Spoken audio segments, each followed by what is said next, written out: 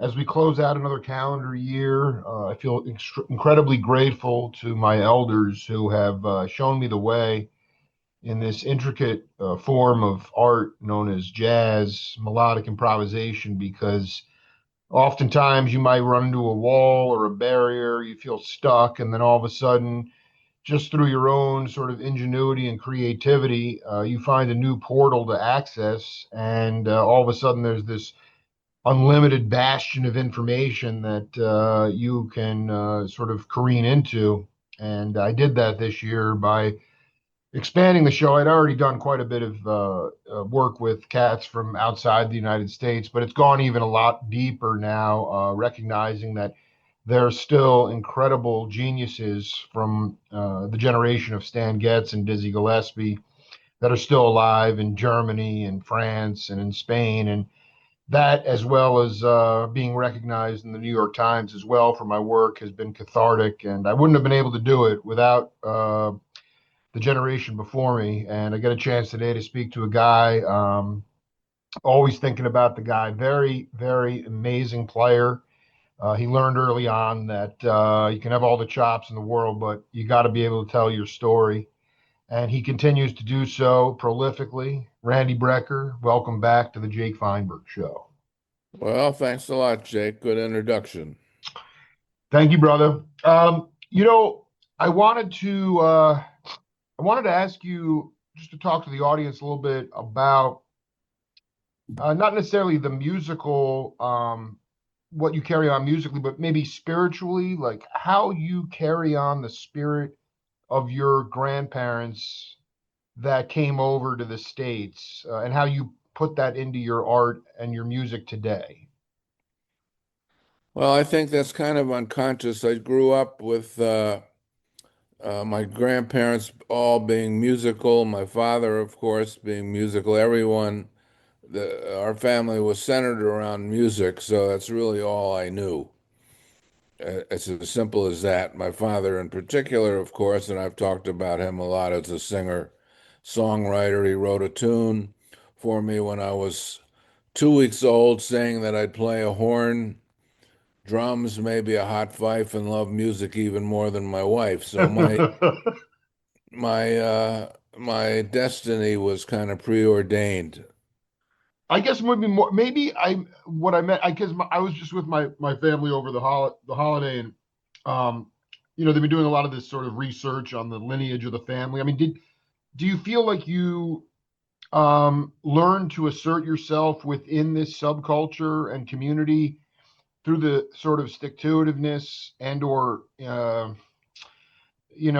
Meshuggah sort of energy of the Jew of your family, how they came to the States? Yeah, I mean, it's all tied in, obviously. In fact, I just went back to Poland where my mother's side was from. With a great pianist named David Garfield, whose family is also from Poland. Wow. We did a duo concert, and it was like a 2 day Jewish kind of function with speakers and a lot of history mentioned, and it was a lot of fun to do, and a lot of very nice people running the thing.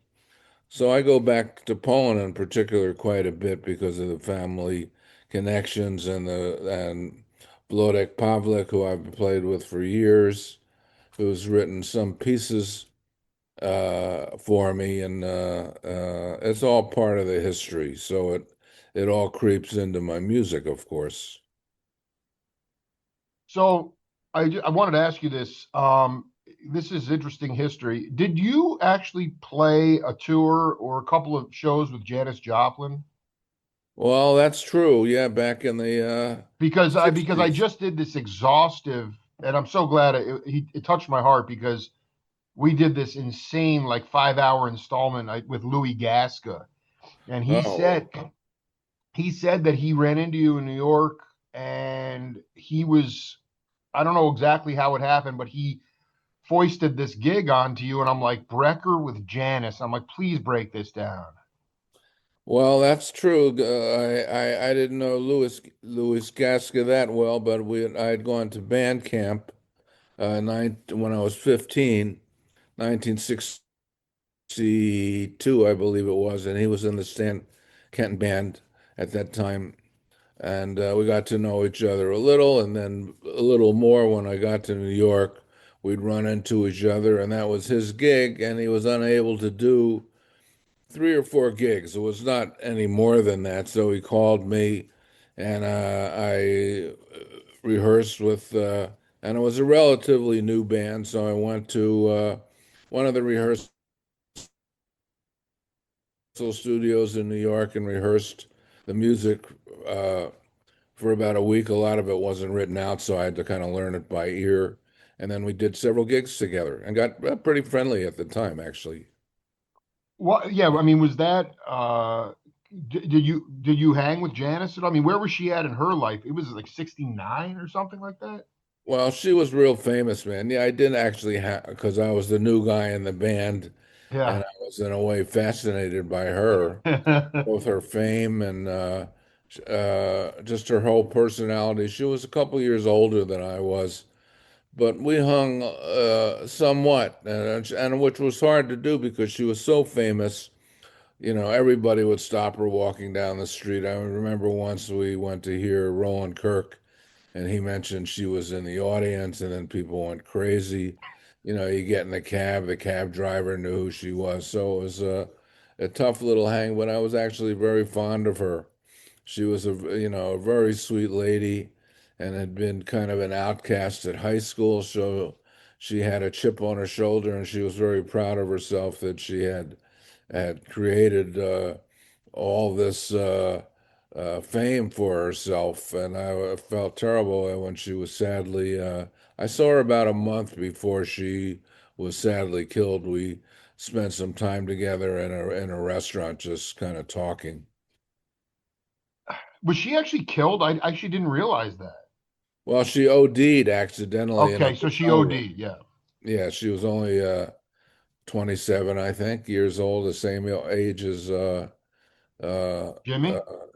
Jimmy, but she was just full of life and vim and vigor, tough lady, but she sang her ass off, and it was a lot of fun to be around.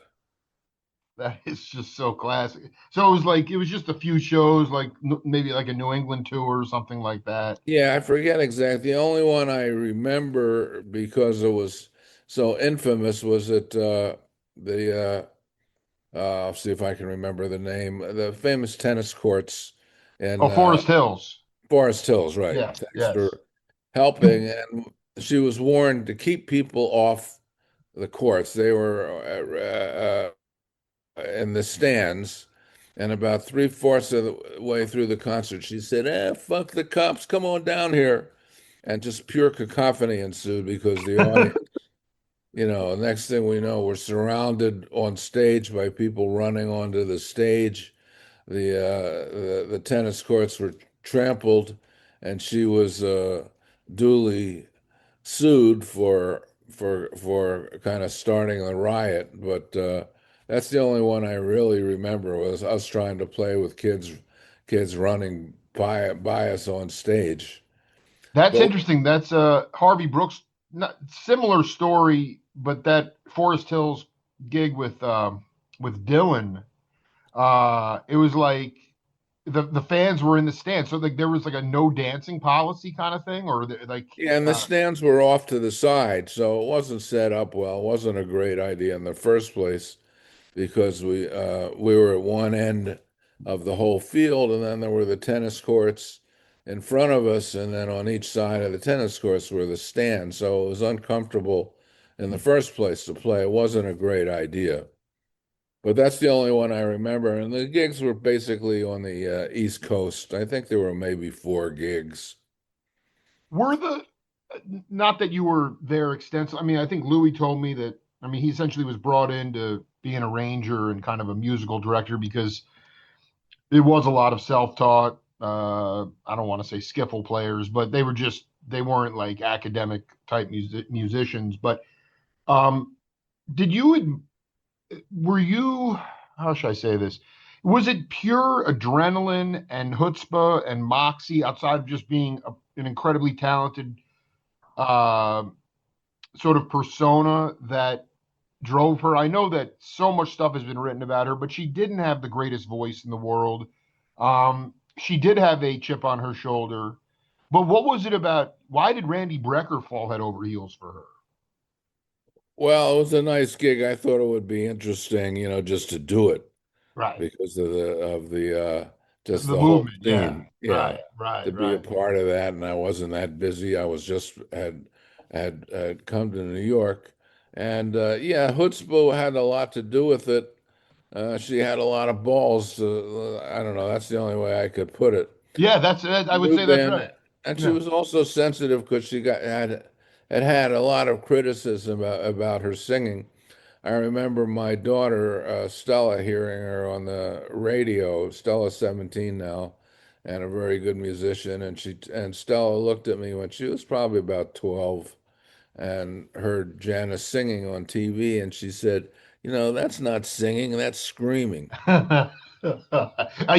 Honestly, tell Stella right with her. I mean, I've always felt that way, and yet I will never deny.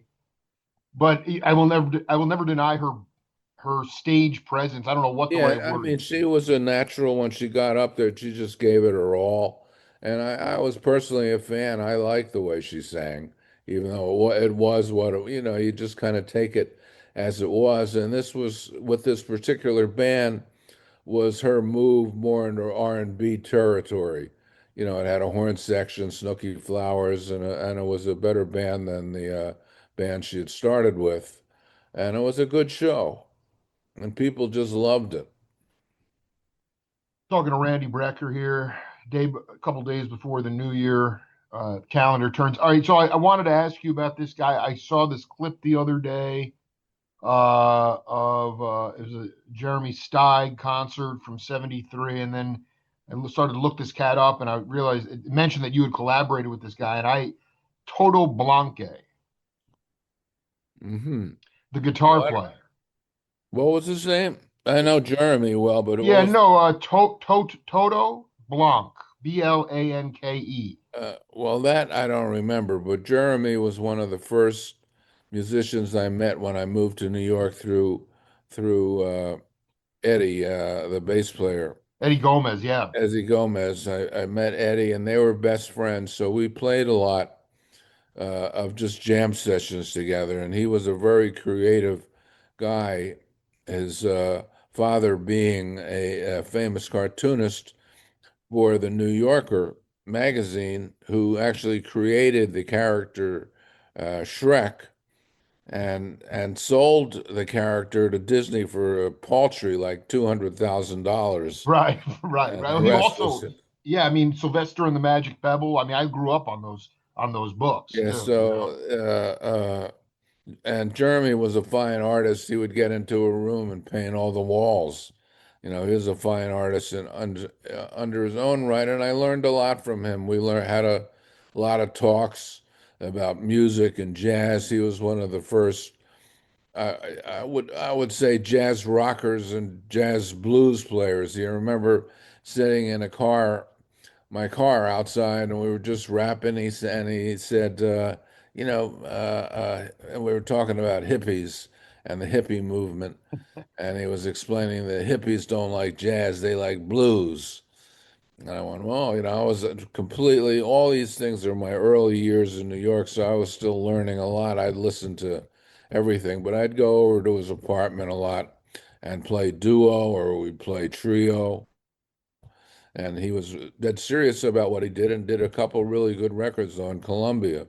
He was a really original flautist, so to speak, and totally into art, period. I You can't remember, just say he was a musician. yeah. Oh, he's one of my favorites. I'll send you this link because later you can maybe it'll jog your memory about this cat guitar player because it. But this was with I just remember Mike Mainieri talking about going to Jeremy's apartment with like Donald McDonald and I'm trying to Right. think, maybe Sam Brown or and he was like he was doing they were doing like early looping, like cutting up analog tape and running it and then doing a light show and playing. It was just like a full multi-dimensional thing going on. Yeah, well, Jeremy was ahead of his time. He had the band Jeremy and the Satyrs, how do Satyrs, you yeah, pronounce it? satyrs, yeah. and they were great. I was a big fan of theirs. I'd go, kind of hear them all the time because the musicianship was so great. And who was the lead singer? I can't think of his name right now, but he was great. There was I only remember Warren Bernhardt and Eddie was Yeah, in that band, and I feel like Denny Zeitlin collaborated with him for a minute. I don't yeah, I remember a think singer on that. Denny was on the scene, and maybe you were correct with Sam Brown. And the singer's name was he was strictly a blues singer.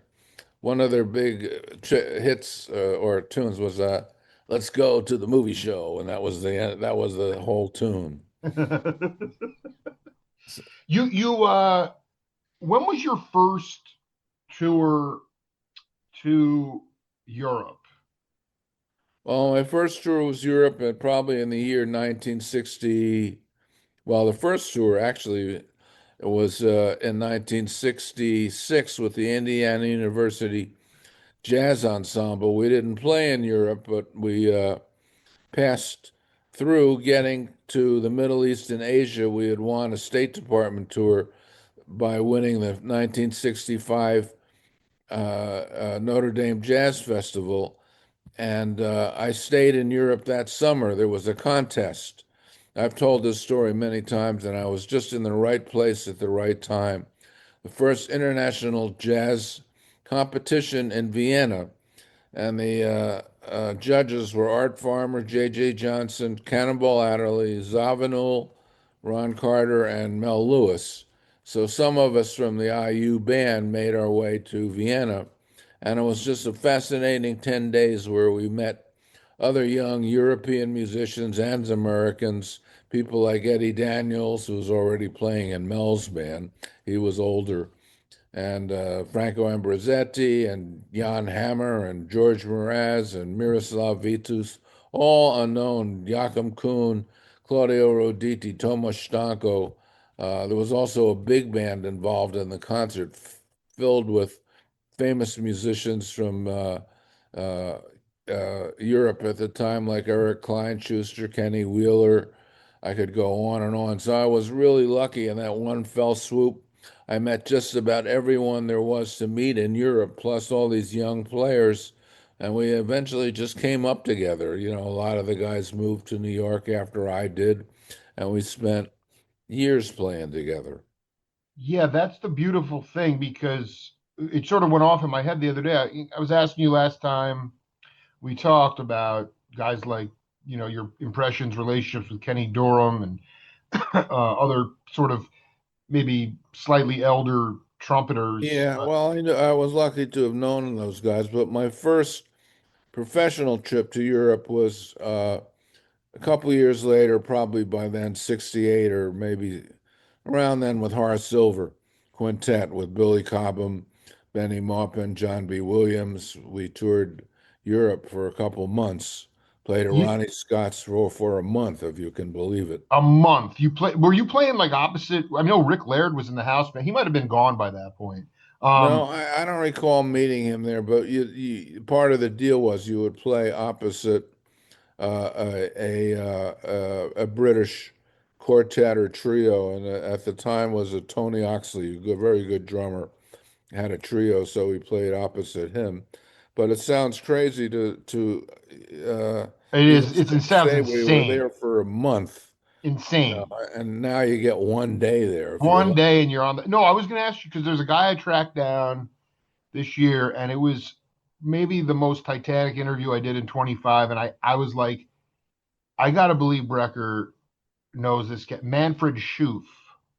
Yeah, yeah, Manfred Schoof was is I think he's still around. He was a fine German trumpet player and also film writer. That was his main claim to fame. I think I knew him pretty well too. I mean, he what did you? Because I've been listening to some of the stuff he was doing, essentially, you know, live shows similar to the Horace Silver time, and it was he had double drums. I mean, those were you. I guess the question is, those guys were incredibly inspired by what they were hearing on the radio. I remember Jan Hammer talking about, Armed Forces radio, and then Yeah. were you when you went over there, even maybe you had a day off from Ronnie Scott's, or when you were on a European tour, were you were you inspired by the concepts of what your peers in Europe were doing? I mean, Manfred was. Oh, sure. Yeah, because they were often to another thing, not only inspired by the musicians, but the audiences were so much more knowledgeable and had so much more respect for art in general, and particularly jazz and jazz musicians. You didn't find that in the States, particularly black Americans, which maybe was racist in a way, but Well, I I'm sorry. What you remember. saying? They were ignorant to their own art form? No, I mean, I remember the lady who ran a club who I played at called Chalky Peche in France said that she particularly wanted to hire black American jazz musicians. That it was more, I guess, romantic to her to see. So there Interesting. was a certain amount of racism and just that statement. But the fact that a European the European audience understood jazz and came out and loved it. And in America, especially during the bebop years, people had no idea about who Charlie Parker was, or anyone for that matter. So there was a big difference when you went to Europe. All of a sudden, you're doing a concert in front of 2,000 people who were fans and knew all of Horace's tunes and were very knowledgeable. So, and the musicians were very creative, more understood the avant-garde, the other approaches to jazz, not just bebop. And I was very lucky to have met so many and so quickly. That summer that I mentioned, I spent the whole summer in Munich at a club called the Domicile. So I also met people. I was kind of the house trumpet player, and I met many musicians, European musicians, passing through. Oh Uh, my God. Wait, so, was that? so I mean, sorry, that was in Germany, right? yeah, that was in Germany and Munich, and there was also a big band in Munich. So there were some. I think it was the Kurt Edelhagen big band. So people like Don Menza and Rick Kiefer were ensconced in Munich. So I met them. Wow. And Benny Bailey came in and played for a week, so I played with him, or Eddie Cleanhand Vincent. So I was just, man, I was lucky. I was in the right place at the right time.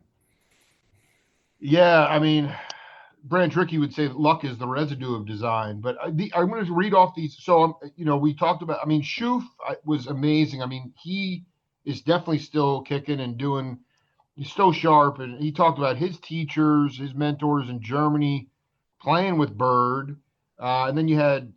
I'm just going to read off these names here. I'm just trying to figure out guys that not that you were, um, you know, like super tight with them, but other trumpeters, John Erdley, Harry Beckett, Detlef Eckhoff. You mentioned Stanko.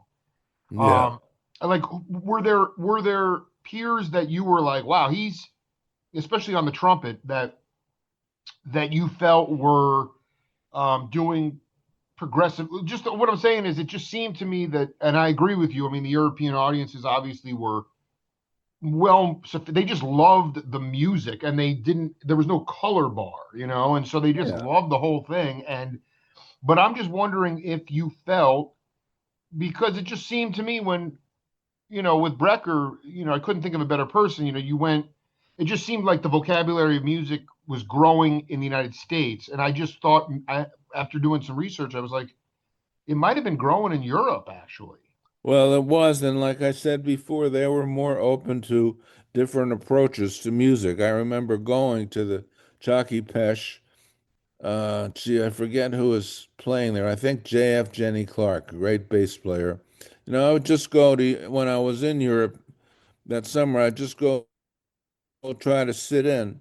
And my playing was way too conservative for these guys. Way too. I'll never forget that. They were into free jazz, and I tried to, Wow. get into it, but I got a good lecture about how that's what was happening in Europe, not just bebop. that there's a lot of different approaches to play music, and that was the main, I think, lesson I got from touring around Europe. They were open to different styles and different textures of bands. You know, it wasn't usually trumpet, tenor, piano, bass, and drums. Uh, there were bigger bands, and the instrumentation was more open, different kinds of bands. So they were ahead of us in that. Sorry, the phone's ringing. Hope it's not a message. It's okay. No, because I mean, like the, they would have sitars in the group. Peter Herboltheimer would have organ, sitar, and then Yeah, Art Farmer and Herb Geller in the horn line. It was insane what was. And I just did you know? I mean, you knew of him, but Kenny Clark. Did you? When did you first get hip to him? Because I was this Clark Bolan clip, and then they had double drums with Kenny Clark and Kenny Clare. yeah, I mean, that was a great. I never, It was fascinating, man. I don't think I ever heard the band live, but I did. You know, I had my own little cojones, so to speak, and You had a little I Joplin would in you, sit, yeah, yeah. I would ask anyone to sit in, and I Wow, was at another club in Paris, and Johnny Griffin was playing with Art Taylor. So I wow. asked to sit in, and I played three or four tunes with both of them. So, much to my uh, I was, rather scared, but they enjoyed what I did. They were very complimentary, actually. And I didn't see much of Griff until years later. Did some gigs with him. Yeah, no. Brian Auger talked about smoking some sort of grass with them downstairs before a gig at Ronnie Scott. I mean, the can you talk about this? Is interesting with just because most people sort of attach that blues jazz came from blues, and then you said that Jeremy Steig was like, "Oh, the hippies like blues and not jazz," and you were kind of coming to New York and trying to incorporate more blues in your playing when you first got there. And I'd love you to talk about how that is. The blues more of a, I mean, it's a less sophisticated style of music than jazz. So is it really more about a life story more than anything else? Or how would Well, you? just it just at least in my own life, it's been very important. I think there's some blues, hopefully, in my playing, no matter what I play. And since jazz emanated from that and field hollers, et cetera, I spend a lot of time not maybe not listening to blues per se, but what you might call soul players like uh, Yusef Lateef and Clark Terry and people that know how to bend notes, sweets. Uh, Right. I've gotten more conservative in my old age, and I'm still trying to get that together. The way real blues players bend the notes and the way they do it physically on the trumpet. It's fascinating to me. And there was a solo just called Teef on I forget what record it is, but it just encapsulates everything that's great about Yusef's playing as a jazz blues player. And I'm still trying to play the blues. I freaking love that line. I mean, well, then I literally right before you checked in on Zoom, I was checking out this. There used to be this. I mean, I was born in '78, but there was this what was originally Black Entertainment Television or BET.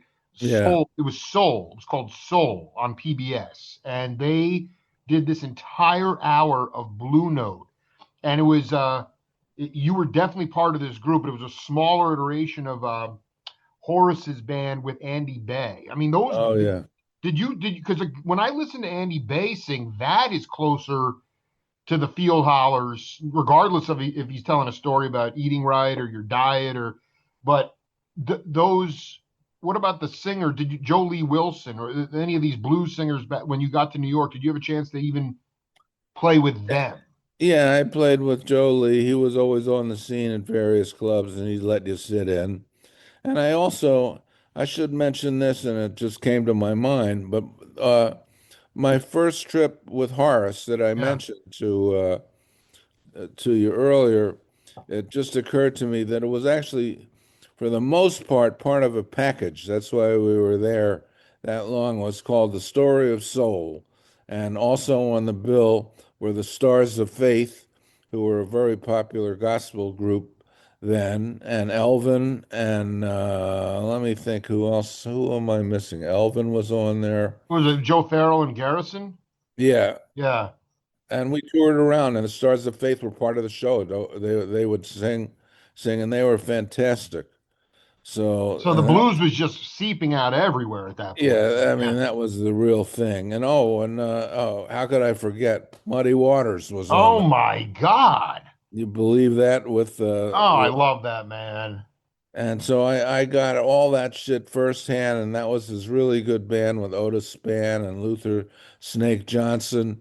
I can't tell you how much I learned from that, because we were on the bus, and Elvin only hung with Muddy Waters band. They'd be at 9 a.m. at the bar having a beer because he plays a little blues guitar, and that was fascinating to be part of that.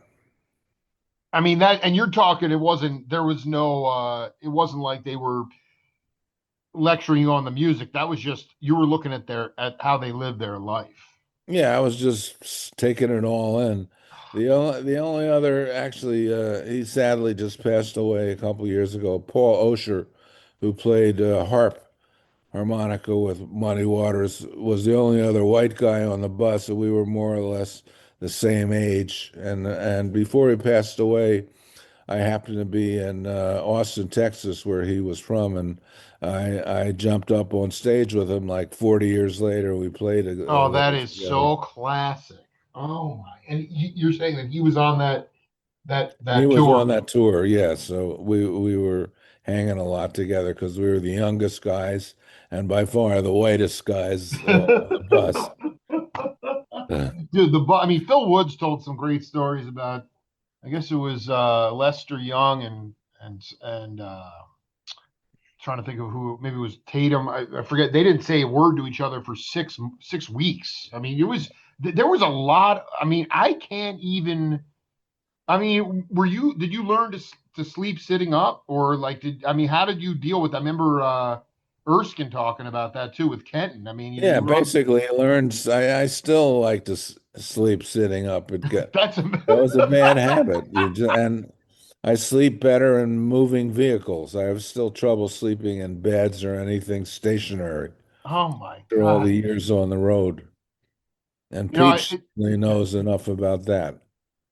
Oh man, I was, there was a cat, again, just been woodshedding 15 years now, and I caught up with him this year because him and his son put out a record and kind of flies below the radar, but I just popped it in my mind. He told me about being in a band with you and Booker T at IU. That's Luther Ricks.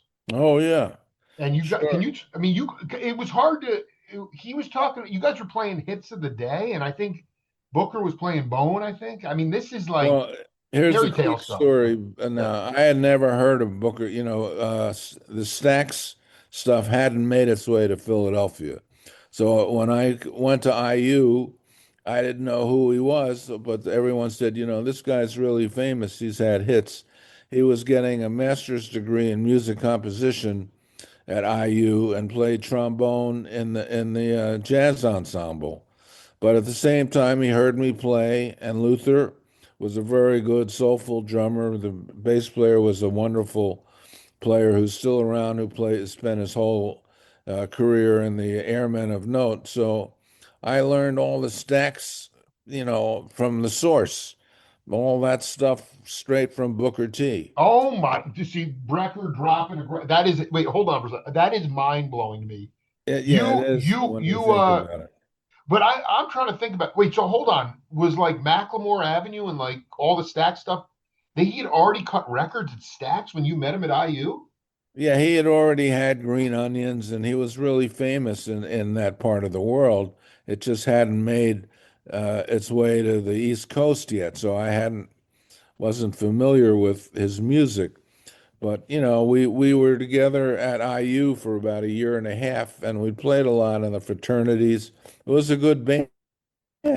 Can't say it was the MGs, the Memphis group, but we were pretty good at what we did, and he taught me all the tunes and the words, and it was, straight from the horse's mouth. Years later, I saw him at the Grammys, and we hung together for about 5 minutes. He was surrounded by stars, and he Right. did give me his phone number, and we talked a bit. But that's just another kind of happenstance that he was there at school, and I had the opportunity to learn all that music straight from him. Later, I got to know, and sadly just passed away like a month ago, Steve Cropper, who produced our Second Dreams record. So I spent a lot of time in Memphis in it was probably 1970 because they had a big budget and we were there for a couple of months, and Cropper was the producer of the record, so I got a good feeling of what it was like to be down south and be in Memphis, and all the racial tension and stuff. I remember my girlfriend at the time came down there after we had been there for several weeks, and I hadn't given it a second thought, but she was black. And when she showed up at the hotel, the guy behind the desk, I thought he was going to drop dead. Right.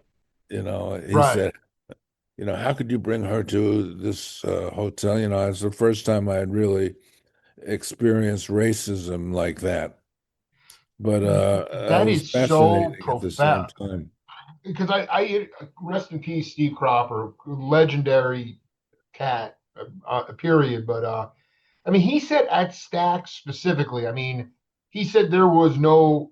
I mean, they had to corral Al Jackson in because he was with Willie Mitchell's band, and but when him and Duck and I mean, that was like their safe haven because Memphis Yeah, was riddled with segregation. yeah, the town was, but I mean, the musicians got along great. There was like a little oasis in the middle of all the racism. Uh, uh, But boy, it was a lot different. I learned the hard way when I brought my girlfriend down there. It Oh, was that poor fascinating. woman must have been traumatized. That's Well, insane. she was a tough lady, and we learned fast. We didn't even give it a second thought at the time. Sure. Do you remember the I remember Cropper telling me early on at Stax with Chip's Moment. I mean, he wasn't even using he didn't even use headphones in the studio. Did you have headphones when you cut that Dreams record, or were you just Well, um yeah, I think we must have had headphones, but a lot of the records were jammed up. We did it like there wasn't any music. We would just play and jam things up in the studio. That's why we're there so long. It took longer. We didn't have charts, uh, and it wasn't a traditional, New York session where they just hand out the parts. We had to figure out the tunes and jam all the stuff up. He was great, though. He offered great advice, and he had just done Sitting on the Dock of the Bay, and Otis had just been killed in the car crash, in the oh the plane plane crash. crash. Yeah, yeah, yeah. Holy, So, I mean that's I love both albums. There's something really greasy and soulful about that second album. It does feel like I didn't realize it was actually cut in Memphis. It's really yeah, it was amazing. Yeah. cut in Memphis. Clive Davis, who was president of Columbia Records, then thought it would be a good idea for us to go down there, and it still has, it has that flavor about it. We did Stevie Winwood's "Medicated Goo." I wrote a couple tunes, and a couple of the other guys wrote a tune or two, and it's an interesting, well put together record. I mean, Will Lee's singing "White Just Be Ourselves." It's just Yeah, yeah. unbelievable. Next tunes, man. It Bro, was it was did, a lot did of you fun. did you you're telling me that there was a budget for you guys to hang for a month? Not that you were hanging, but I was like, Yeah, did, there was a big, but that's when record companies, they had Blood, Sweat, and Tears in Chicago, Columbia, so they had big budgets to work with. They just sent us down there. We were there for a couple months, man, doing that record. Sounds insane now when you think about it. well, I mean, people spend that, but they're not on a budget. It's just like it is. And so a young Will Lee was down there after he made that cut. You called him and said, "Hey, listen, pay for your plane ticket, and if you make the audition, then we'll reimburse you. That's what he said. Yeah, yeah, we had just auditioned him previous to going down there, and he was such a great player. He got hired in 2 seconds, and he also sang. And Grolnick was a great writer. We had his tune "Just Be Ourselves," and My we favorite freaking tune. And then I saw this. I mean, how did that was revelatory? Just sort of entering into another phase of the Jake Feinberg show is finding these Warner Wolf type music hits, not sports clips, but music clips, and seeing you, it almost brought a tear to my eye. It was so burning that it took away the emotion to a degree, but it was like I put it up online. It was you. It was the Don Grolnick Quartet with Henderson and Victor Lewis. oh yeah, that was a good tour in Europe, one of Grolnick's only tours, and it was a great band. We had a ball on that one, and Eddie Gomez. And Eddie too, just And playing. there's some, yeah, really. I just it's funny you mention it because I just happened upon a couple of those videos, and the band was sounding just great. Dude, And I John put was up a nice clip enough to last do it. night, man, of your solo, and I mean, it wasn't like you were going on forever. It just you were telling a story, and it was just like this band is on fire. It was such a beautiful. I guess that are you? It just this is so in the now, but we Chuck Red is coming down here to Tucson to play for a couple days, and he just made a lot of national, international news by canceling his gigs at the Kennedy Center. Yeah, yeah, I'm not even going to add the extra name, and then last night comes across the wire again. The Cookers, Jabali leading the charge. They're not playing there. I mean, yeah. is it funny? I don't want to say funny because it's deadly serious, but it just struck me as like the reason I started my whole show. I mean, when I first started my show, it was in response to the reaction in 2011 of the reaction to Barack Obama. So I was interviewing Richard Davis and I was interviewing freaking so many of these musicians, colored musicians who, because I was trying to figure out, well, what is this country really, has it always been? I was just a naive guy. I thought we were living in a post-racial society.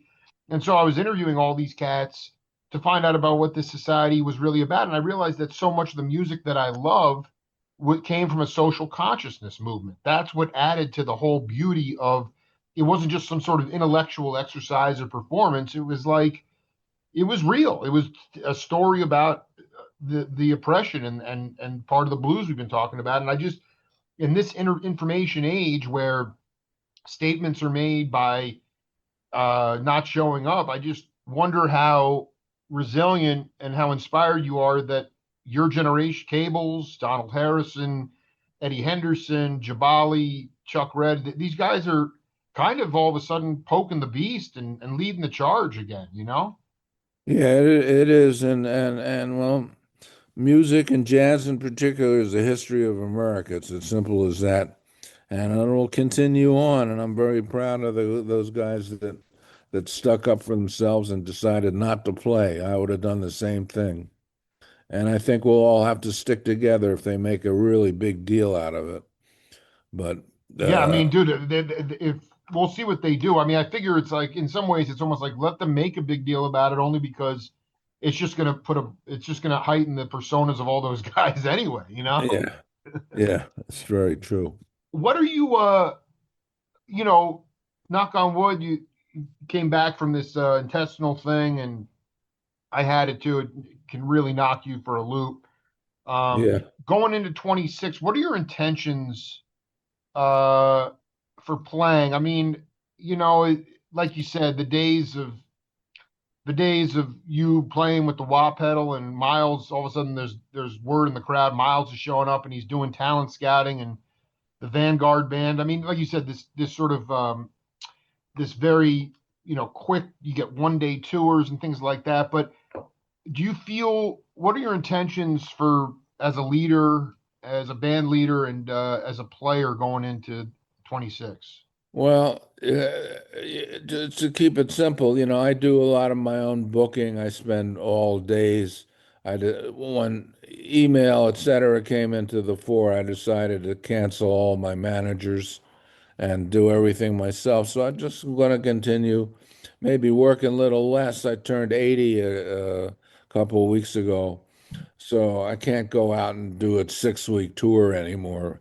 But I hope to be, and I am working just enough now to keep playing. Hopefully, write some new music. I have a new album coming out sometime next year on a new label called Sono Recording Group, SRG, which partnerships with ILS Group and Universal Music, a guy named Claude Villani. And Wow. we did a record together. He wrote the whole thing with Jeff Lorber. It was like a gift. And it's very accessible and probably the most accessible thing I've ever done. He's a good guy, and Jeff's an old friend of mine. So I'm still recording and doing hundreds of recordings at home for people. And I'm still playing, I'm playing pretty good if I do say so myself for an 80-year-old cat. And I work on it every day. And so I'm just going to keep doing what I'm doing. That's all I know how to do, baby. Music is all I got, and my family. Well, absolutely. I mean, can you just expand on how it's the most accessible music you've made? Well, they really helped me along. They recorded a lot of the stuff in LA with people like Dave Weckl and Lenny Castro, percussion, Jeff Lorber on keyboards, Gary Right. Novak, the great drummer. And the tracks were just really a lot of fun to play on. And Bernie Grudman from Chick Corea's Oh, I know uh, that cat. Yeah. he's mixing the thing. It was just like an amazing gift that came to me late in life, and I love the way it came out, and we'll see what happens with that. So my wife's playing on it some out of Rovati. So it's just a really nice record. I enjoy listening to it. Um, there are three cats. I mean, I can text you their names, but there were. I was curious. Well, this guy that you mentioned, if you could hook me up with the bassist from the Airmen of Note for an interview. Oh, Brent McKesson. Yes. It was the bass player. We went to college together and played with Booker T, and he was a wonderful bass player in college, like Mingus oriented style. And we went on that State Department tour, so he was one of my close friends. And occasionally I run into him on the road. He's retired now, but he would be a great guy to talk to because he spent Oh my something God, like I would 20 or love the 30 Airmen of Note is years. like my favorite. That's my favorite band. It's Yeah, unbelievable. yeah. Well, they're wonderful. He spent like 30 years in the band, 20 or 30 years in the band. The other cat is I'm not sure if he's still with us. Is Mike Mandel? Mike who? Mike Mandel, the keyboardist Oh, from Mike Mandel. Yeah, I'm not sure what happened to him either. He was a wonderful player he who was played. insane. Yeah, he was the piano player in the 11th house. So I got to play with him for years with Larry Coryell, and I'm not sure what happened to him, if he's with us or not. I haven't heard that he isn't, so I hope he is. And the other cat, this is a long shot, but he is an enigma because he was everywhere in the studio scene. But is Stu Woods. Stu Woods, man, that's another blast from the past. Yeah, he was a great. And I sadly, I don't know what happened to him Yeah, either, because the studio scene I know. dissipated so long. So a lot of those guys disappeared, but he was at the top of all those of the session guys, Stu Woods. Randy So I Brecker, hope you man. can find him. I'll reach out to you for Brent's info, but it was such an honor to hear your voice, man. And we listen. The Century Room in Tucson is calling your name. I know. We could definitely probably get you in here for a couple of days, and it's right up there with Jazz Alley. It's got to Oh, be a top good. five jazz club in the country. It would be just great to have you down here, especially this time of year when the weather's really nice. Yeah, okay. Well, let's talk further about it, man. It's always good to talk to you. And thanks for thinking of me and doing this interview. All right, babe. Yeah, be cool. We'll be in touch. Okay, thanks. Cheers. Bye-bye. Bye.